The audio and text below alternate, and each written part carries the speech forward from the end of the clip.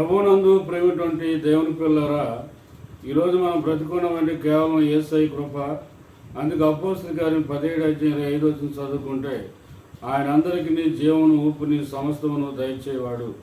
కనుక ఈరోజు ప్రపంచంలో పుట్టిన ప్రతి మానవుడికి జీవాన్ని ఊపిని సమస్తాన్ని ఇచ్చినవాడు ఆయనే. కాబట్టి ఆయన సన్నిధిలో మనం గడపడం అనేది మనకి ఎంతో ఆశీర్వాదం. మరి భక్తుల యొక్క గొప్ప మాటలు అని మనం ధ్యానం చేస్తున్నాం. ఈరోజు ఈ మాట మనం జ్ఞాపకం చేసుకుందాం.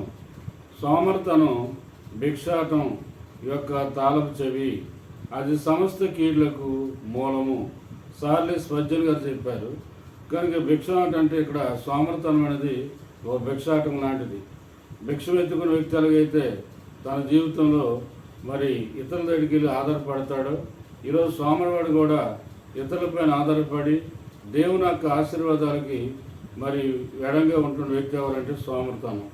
కనుక అందుకే బైబిల్లో సెలవిస్తుంది. సామెతల గ్రంథం 6:6 చదువుకుంటే, సోమరి సీమలేదుకు వెళ్ళము, వాటి నడత కలిపెట్టి జ్ఞానం తెచ్చుకున్నాము. సోమరు వాడు ఎక్కడికి వెళ్ళమంటాడు ప్రభు అంటే, జ్ఞానం అంటే సీమల దగ్గరికి. సీమలు రాజు లేకపోయినా మరి ఏం లేకపోయినప్పుడు కూడా వరుసగా క్రమంగా నడుస్తాయి. వేసవికాలంలో ఆహారం మరి అవి తీరుగా తింటాయి. కోతకాలంలో ఆహారం సిద్ధపరచుకొని అవి దేవుని సంకల్పం నిర్వహిస్తాం. అలాగే ఈరోజు మన జీవితాల్లో సోమర్తనం ఉండకుండా ఉన్నట్టే, కష్టపడినప్పుడు కష్టపడాలి, ప్రార్థన చేసినప్పుడు ప్రార్థన చేయాలి, బైబిల్ చదివినప్పుడు బైబిల్ చదవాలి, ఆరాధన చేసినప్పుడు ఆరాధన చేయాలి.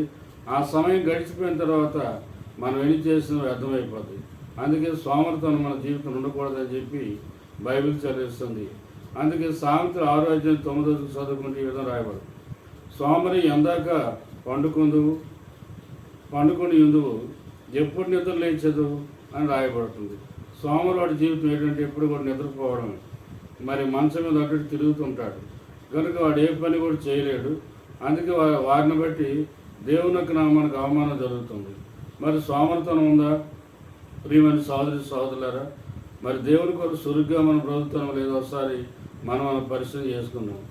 ఇంకో మాట చదువుకుని సామెతలు 6:10 చదువుకుంటే, ఇక కొంచెం నిద్రించదను, కొంచెం కునికదనని, కొంచెం సేపు చేతులు ముడుచుకుందనని, పరుండదనని నువ్వు అనుకుందువు.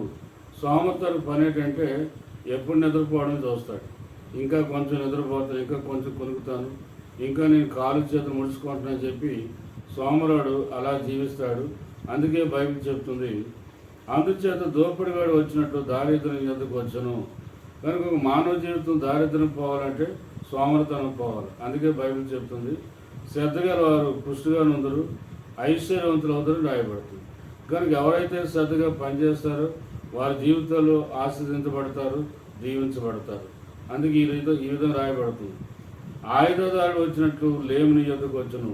అంటే ఒక మానవుడు సోమరతనంతో ఎప్పుడైతే జీవిస్తాడో, ఒక ఆయుధదారుడు వచ్చి, ఆయుధదారుడు అంటే ఒక మరి యుద్ధ నేర్పలు వచ్చి ఆ ఇతర వ్యక్తులను అలాగే సంహరిస్తాడో, అలాగే సోమర్తనం కూడా మన ఆత్మీయ జీవితాన్ని సంహరిస్తుంది.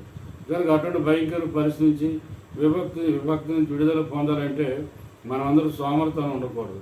సోమర్తనం అనేది ఒక భిక్షం అడుక్కున్న వ్యక్తితో సమానంగా పోల్చబడదు. అది ఒక తాళపు చెవట.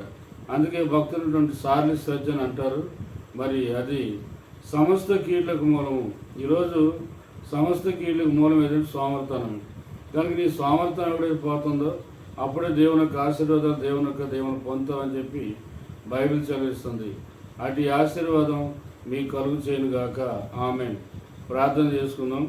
ప్రేమమేడ పరిశుద్ధుని నీకు వందనాలు.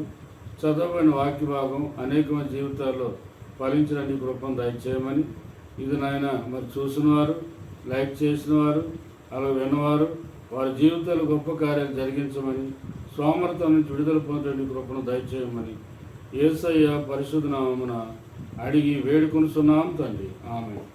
మన తండ్రి అయిన దేవుని ప్రేమయు ప్రభువైన యేసుక్రీస్తు కృపయు పరిశుద్ధాత్మ సహవాసము సన్నిధి మీ అందరికీ తోడై నడిపించును గాక. ఆమేన్.